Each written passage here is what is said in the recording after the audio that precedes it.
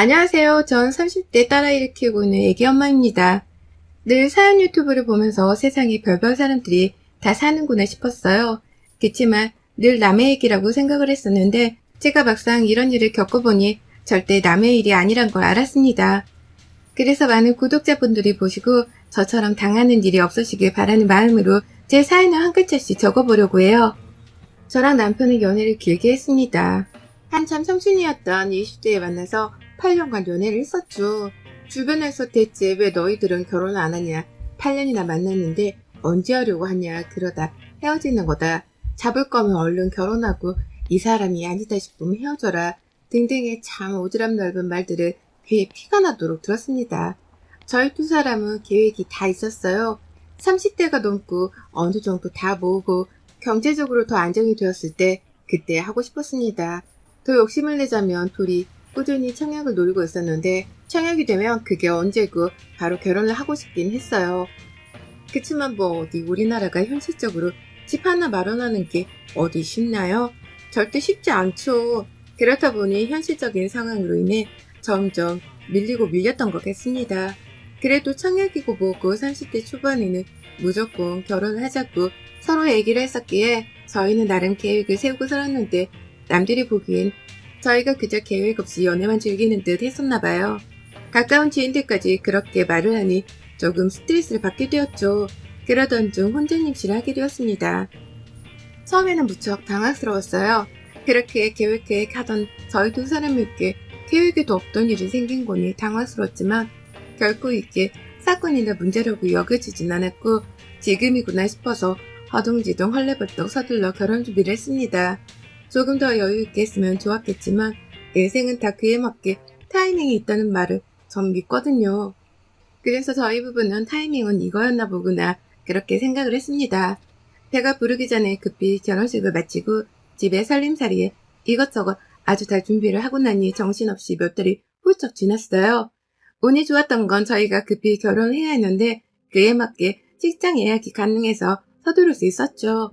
결국 8년의 연애 끝은 허둥지둥 번갯불에 콩 구워 먹듯 결혼을 했지만 저희는 행복했습니다. 그러나 입덧이 심해도 너무 심했어요. 물도 마실 수 없었고 21번 쉬었을 뿐인데도 헛구역질에 나와서 물토를 하고 일상생활이 전혀 불가할 정도였습니다. 결국 중간에 병원에 몇 번을 가서 수액을 맞아야 했고 상황이 이렇다 보니 회사를 다니는 건 무리라 퇴사를 결정했죠. 출산을 하기 직전까지 징글징글할 정도로 입덧을 해서 정말 둘째는 꿈도 못 꾸겠다 싶을 정도로 매일을 눈물을 머금고 살았습니다. 그래서 전 임신을 했음에도 불구하고 딱히 몸무게 차이도 크게 나지 않았어요. 이렇게 못 먹는 저를 보고 시모는 안쓰러워하는 것이 아닌 험한 소리를 마구 쏟아내셨죠. 유난이다 유난 정말로. 우리 춘현이도 그렇고 우리 애들은 입덧 한 번 없이 아주 엄마 고생도 안 시켰는데 니네 집 닮았는가? 얘가 어쩜 저렇게 유난을 떤다니. 그러게요. 아니 내가 손자면 말을 하네. 겨우 키즈배가 나올 거면서 얼마나 예민하게 태어나려고 아주 지혜미 제비를 태어나기 전부터 쥐잡는 듯이 잡아먹고 있네. 그리고 너 좀 참아야지. 네가 맨날 그렇게 웩웩거리고 있음 우리 준현이가 집에서 어디 밥이나 편히 먹겠냐? 에이, 엄마, 저 사람이 진짜 고생인데 왜 그래? 먹지도 못하는데 애기한테 영양분 다 뺏기고 있는데 그렇게 말씀하시면 좀 그렇지. 지만 임신했냐고? 지만 누가 보면 세상 지 혼자 산모인 줄 알겠냐? 아유. 너 입 다시고 뭐고 24시간 내내 그러진 않을 거 아니야. 집안 살림도 똑바로 하고 네 남편 내줘도 똑바로 해. 그러라고 네가 주부인 거지. 남편이 밖에서 힘들게 돈 벌어다 주면 감사한 줄 알고 알아서 떠받들고 그렇게 모시고 알겠니? 임신했다고 유세 부리지 말란 말이야. 시몬은 정말 얼굴이 새하얗게 질린 제게 저렇게 말씀을 하셨어요. 저 때 아무런 대꾸를 하지 못한 게 정말 너무 힘들어서였습니다. 입덧 지옥에 제대로 빠져보신 분들은 아실 거예요. 눈 떠있는 시간이 고통이거든요. 뱃속의 아이를 무사히 지키고 싶은 마음과 대체 왜 이렇게까지 힘들게 하나 싶은 미운 마음이 들 때도 있을 정도로 괴롭고 고통스러운 게 입덧인데 같은 엄마로서 저렇게 말하는 시모가 정말 싫었습니다. 겨우겨우 막달까지 잘 채워 아이를 출산했고 마지막까지도 아주 고생해서 겨우 자연분만으로 아이를 낳았어요. 이 역시도 시모는 트집을 잡으며 뭐라고 하셨죠. 겨우 기집애가 나오면서 끝까지 꼴값이라며 말입니다. 시모가 하는 욕을 하필 저희 친정엄마께서 들으셔서 제가 너무 가슴이 아팠는데 엄마께서는 못 들은 척 하셨어요. 그러다 시모가 계속해서 말씀하시니 결국 참다 폭발했죠. 겨우 기집애가 나오면서 끝까지 꼴값은 아주 너 산후조리 얼마나 있기로 한 거니?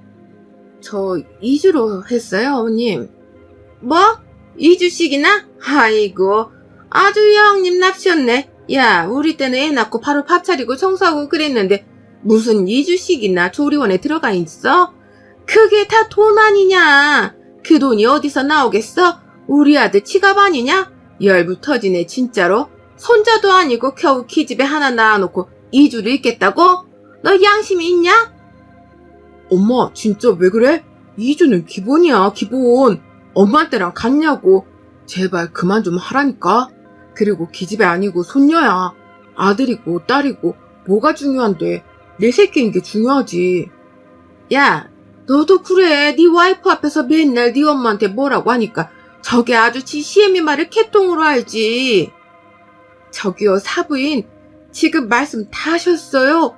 그간 우리 딸한테 이렇게 말씀하시고 대접하셨어요. 전 최서방 그닥 성에 안 차도 그저 우리 최서방 하면서 얼마나 귀한 대접해주고 떠받들어 주는데 지금 뭐 하시는 거예요? 뭐 언제부터 계셨대? 있으셨음 인기척이라도 내시지 뭘 사람 말하는데 엿듣고 그래요? 그리고 우리 아들이 성에 안 찰 게 뭐 있어요? 성에 찰 게 뭐가 있는데요? 뭐가 그리 대단하고 잘난 아들이라고 감히 남의 집 귀한 딸을 천대하고 있어요? 지금 당장 이혼시켜요. 그딴 식으로 우리 함부로 대할 거면 어디서 천박하게 손녀딸한테 기집애 거리고 있어? 수준 떨어져서 말도 섞기 싫네. 한수여, 너 산후조리 끝나면 바로 집으로 애기랑 들어와 이혼해. 저딴 대접받으며 살 이유가 네가 뭐가 있어? 너 바보야? 멍청해? 네가 뭐가 부족해서? 아, 장모님, 죄송해요. 제가 다 잘 정리할게요. 장모님, 죄송해요. 노여움 푸세요. 이거 놓게 어디에 함부로 장모 몸에 손을 대고 있어? 자네 애미가 그따구로 가르쳤어? 버르장머리하고는 오냐 해줬더니 당장 정리해. 그리고 당신 내 딸 병실에서 나가. 내 눈앞에 또 보이면 그땐 반 죽을 줄 알아? 그렇게 친정엄마는 시모를 거의 밀다시피 해서 내쫓았고 이어 남편도 내보냈죠. 그 후 엉엉 서럽게 우시며 너 왜 말 안 했냐고 여태 그랬냐고 하시는데 한참을 같이 울었습니다. 그리고 말씀드렸어요. 가끔 저렇게 험하게 말씀을 하시는데 다른 사람들이랑 말하는 걸 들어보니 원래 말투가 저런 사람인 것 같다고 말이죠. 엄마께서는 당장 질러두긴 했지만 우선 어떤 태도를 보이는지 보자고 하셨고 저 역시 어떤 태도를 보이는지 궁금했습니다. 그 후 남편은 하루가 멀다 하고 친정집에 찾아가서 무릎 꿇고 싹싹 빌었고 이어 저에게도 찾아와 빌었죠. 이걸 산후조리가 끝날 때까지 내내 했고 제가 산후조리가 끝나고 친정집에 한 달 정도 있었는데 그때까지도 했습니다. 결국 시모까지 대동해서 말이죠. 시모는 저희 엄마 앞에서 두 손을 모으고 말씀하셨어요. 제가 못 배워서 입이 걸고 험해요. 사부인 많이 반성했고 다 제 잘못인 거 압니다. 그런데 사과하는 방법도 잘 모르겠어서 시간이 걸렸어요. 다른 건 몰라도 무식한 내미 때문에 자식 낳았게 망칠 수는 없죠. 제발 노여움 푸시고 우리 며느리 보내주세요. 제가 애들한테 신경 안 쓰고 그렇게 살게요. 다 녹취하고 있고 말씀처럼 애들한테 신경 쓰지 말고 사세요. 본인 인생 사시라고요. 얘네 저희 사시기 전에 이제 하나의 부모이고 가정 꾸리고 사는 애비애비니까 지들끼리 죽이 되든 밥이 되든 알아서 살도록 냅두세요. 아셨어요? 그리고 저희 딸한테 함부로 대하시면 그땐 이유 불문하고 그쪽 죽고 나 죽는 거고 바로 이혼이에요. 자네도 알아들었어? 네, 장모님. 정말 감사합니다. 제가 꼭 이 사람도 영주도 지킬게요. 그리고 잘 살게요. 죄송하고 감사합니다. 그렇게 극적이라고 표현해야 하는지 모르겠지만 집으로 돌아가 저희 세 식구는 함께 살게 되었어요. 그 이후 시모는 정말 저희에게 관심을 주지 않으셨고 시모의 그늘에서 벗어나 오로지 저희 세 식구에게만 집중하며 살았습니다. 사실 남편과 사이가 안 좋았던 것도 아니었고 무엇보다 애기가 너무 예뻐서 아이 보는 낙에 하루하루를 살다 보니 시간 가는 줄도 모르겠더라고요. 남편 벌이가 나쁘지도 않았기에 제 나름대로 육아와 살림에 전념하며 그렇게 전업주부로 살았습니다. 가끔은 일했던 시절에 제 모습이 그립기도 했어요. 아침 일찍 졸린 눈을 비비며 씻고 화장을 대충 해가며 옷을 입고 출근하던 모습들이 말이죠. 그런데 그럴 때마다 품에 안겨 저밖에 모르는 딸아이를 보면 괜찮았습니다. 이 아이에겐 세상에 제가 전부이니 그 전부를 다 채워주고 싶었어요. 전 아이가 어느 정도 클 때까지는 정말 살림 육아만 했습니다. 지인들도 거의 만나지 않았어요. 더 정확히 말하면 못 만난 거죠. 어느덧 하나둘 시집가고 애 낳고 사는 친구들과 시간을 맞추는 것도 보통 일이 아니었고 다들 이리저리 지역도 나눠져서 살고 있었기에 애를 데리고 타지로 가서 친구를 보고 올 자신이 없었습니다. 그러다 보니 가끔 영상통화를 하며 서로 수다를 떨기도 하고 그랬던 것 같아요.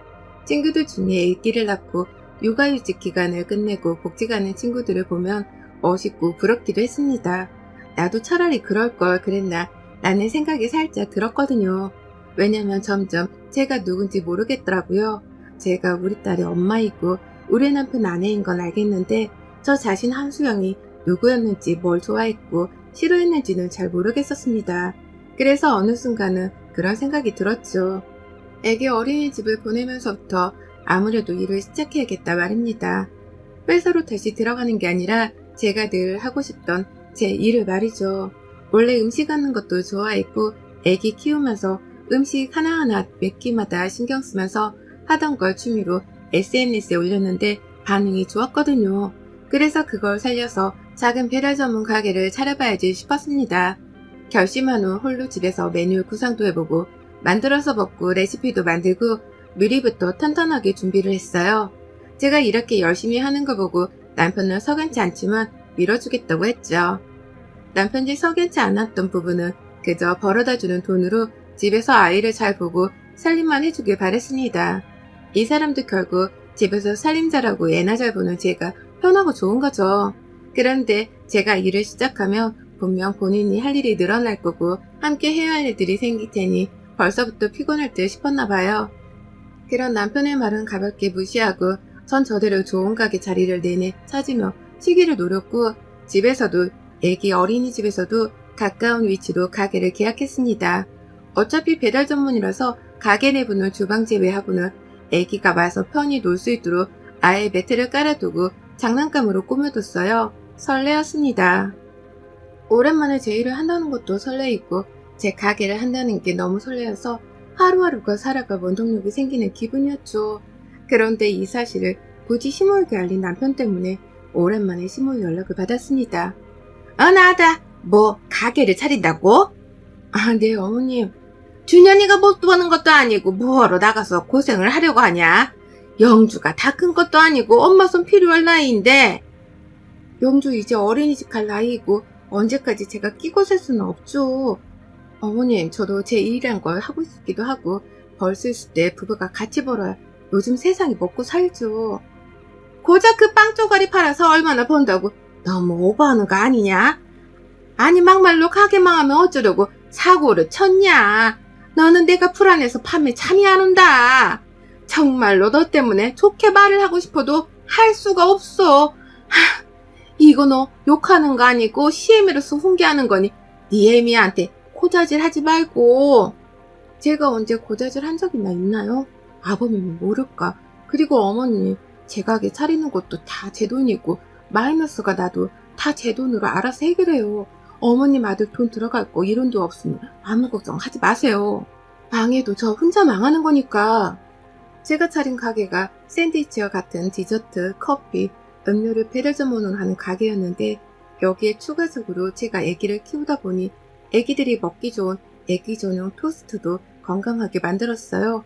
그러다 보니 인기가 좋았습니다. 엄마들 사이에서 입소문이 굉장하게 난 거죠. 사실상 전 너무 장사가 상상 이상으로 잘 되기에 놀래서 알바생까지 구했는데 시무가 고작 빵 쪼가리를 팔아서 뭘 하겠다는 건가 싶으셨나봐요. 또 혹여나 본인애들 돈이 들어갈까 걱정이 되신 겁니다. 원래는 이렇게까지 장사가 잘 될 거라고 예상을 못해서 계획이 틀어지긴 했어요. 결국 딸아이가 하원하고 내내 가게에 남편 퇴근 때까지 있는 건 너무 못할 짓이라는 생각이 들어서 친정엄마와 상의 끝에 엄마께서 저희 집 옆으로 이사를 오셨고 남편이 퇴근할 때까지 아기 하원 후부터 엄마께서 봐주셨습니다. 그럼 남편이 퇴근 후 아기랑 저녁 먹고 씻기고 재우면 제가 퇴근을 했어요. 전 들어와서 집안일하고 아기 등원 준비랑 아침 다음날 저녁 준비를 해뒀죠. 일어나서 아기 아침 먹이고 등원시키고 출근하는 것까지는 또 제가 했고 하원은 친정엄마 가시고 몇 시간 돌봐주시다 남편이 데려가는 식으로 아이케어를 했습니다. 제가 가게 일을 시작하면서 몇 가지 다짐한 것들이 있었어요. 가게 재료들에 대한 신선도는 절대적으로 지킬 것과 아이 육아와 살림을 소홀하지 말 것이었죠. 그래서 제 나름대로 잠잘 시간을 줄여가며 최선을 다했습니다. 남편은 퇴근 후 본인이 쉬고 싶은데 아이를 먹이고 씻기고 재우니 피곤하고 귀찮아했고 이걸로 불만을 표출했어요. 내가 생각을 해봤는데 이럴 거면 시터를 쓰자. 뭐? 왜? 아니 나도 퇴근하고 와서 조금 쉬고 싶은데 영주 저녁 먹이고 씻기고 재우고 하면 나도 잘 시간이야. 쉴 시간이 없다고. 그걸 지금 말이라고 하냐? 당신 쉬려고 얘를 남의 손에 떠넘기려고 해? 그럼 나는 새벽 다 늦어서 들어와서 빨래하고 집 청소하고 당신이랑 영주 먹일 아침 준비하고 저녁 준비하고 영주 등원 준비하고 그러고 씻고 자면 이미 새벽이야. 몇 시간 자고 일어나서 애 씻기고 준비하고 나 준비하고 당신 먹이고 애 먹이고 나 먹지도 못하고 설거지하고 급히 치우고 그렇게 애 데려다주고 출근해서 내내 일하는데 난 언제 쉬니? 아니 그건 당신 일이 그런 거고 내 일이 뭐가 그런 건데? 그것조차 하기 싫고 귀찮으면 애를 낳지 말았어야지. 무책임한 인간아.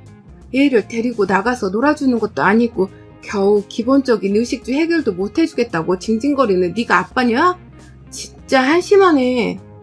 남편과도 다툼이 점점 시작되었고 실망감뿐 아니라 참 남편으로서는 이미 빵점이라고 생각했지만 아빠로서도 빵점이구나 싶었습니다. 그러던 중 남편에게 제 수입을 자세히 공개한 적은 없는데 대충 짐작은 했을 거예요. 제가 본인보다 훨씬 번다는 것쯤은요. 이걸 굳이 신모에게 또 말을 한 건지 어느 날은 신모가 가게로 찾아왔죠. 연락도 없이 어쩐 일이세요? 왜? 내가 못 올 때라도 왔냐? 어서오세요. 어머님 오셨어요. 뭐 좀 드릴까요? 이게 인사 아니냐? 네, 뭐 좀 드려요? 얼마 버니 매달? 어머님 죄송한데 지금 바빠서요. 그래? 용돈만 간단히 말할게. 너 우리 춘현이보다 몇 배로 번다며? 나한테 3만 원만 좀 보내라 용돈으로. 아니면 차가 폐차 직전이니 차 한 대 뽑아주던가. 그렇게 돈 버는데 시애미한테 그 정도도 못해줄 건 아니잖니? 그 이후로 시모는 전화로 카톡으로 돈 보내라, 안마기 사줘라, 냉장고 바꿔줘라 등등 돈돈돈돈 거렸고 전 그럴 때마다 그걸 그대로 캡처해서 남편에게 보내며 말했죠. 당신 엄마가 바꿔달래, 해달래, 해드려라 라며 말입니다. 사실 이미 저희의 결혼 생활을 유지하는 게 웃길 정도의 관계이긴 했으나 가게 일도 바쁘고 정신이 없어 그럭저럭 살았던 것 같아요. 그러던 중 갑자기 아예 장사가 하루아침에 손님이 80%가 줄었고 뭐지 싶었습니다. 이상하게 생각하던 중 친한 애기 엄마가 맘카페고 지역카페고 지금 저희 가게 음식에 온갖 벌레가 나왔다는 글과 사진들이 돌고 있다고 당장 확인해보라고 했죠. 황당해서 말이 나오지 않았고 혹시나 해서 배달 어플도 확인해보니 후기들이 다 맛이 없네, 짜네, 위생이 안 좋네 등의 악성 리뷰로 가득했습니다. 별점 5개가 순식간에 1개로 떨어지고 주문율은 그냥 없었어요. 전 경찰을 대동해서 당장 조사를 해달라고 했고 정말 엉엉 울었습니다. 공돈탑이 무너져도 어떻게 이렇게 무너질까 싶었어요. 이 와중에 남편은 그러게 그냥 집에서 살림이나 하지 뭐하러 일을 해서 사단을 만들었냐고 하더라고요. 집에서 조용히 있었음 이럴 리도 없을 거 아니냐고 당장 하루빨리 가게 팔고 정리하라고 안 그럼 손해보는 거 아니냐고 말이죠. 그치만 제가 잘못한 게 없는데 가게를 왜 접어요. 전 꿋꿋하게 묵묵하게 가게를 지키고 경제조사를 기다렸고 범인을 잡았습니다. 범인은 저희 시모였네요.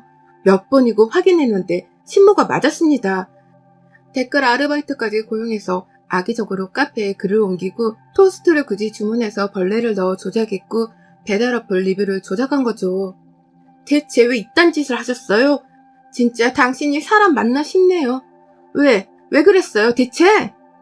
야, 한수영, 아무리 화가 나도 그렇지. 우리 엄마다. 말 가려해? 입 다물어. 너는 꼴에 저것도 애미라고 감싸냐? 범죄자지? 저게 사람이야? 당장 말해봐요. 왜 그랬냐고.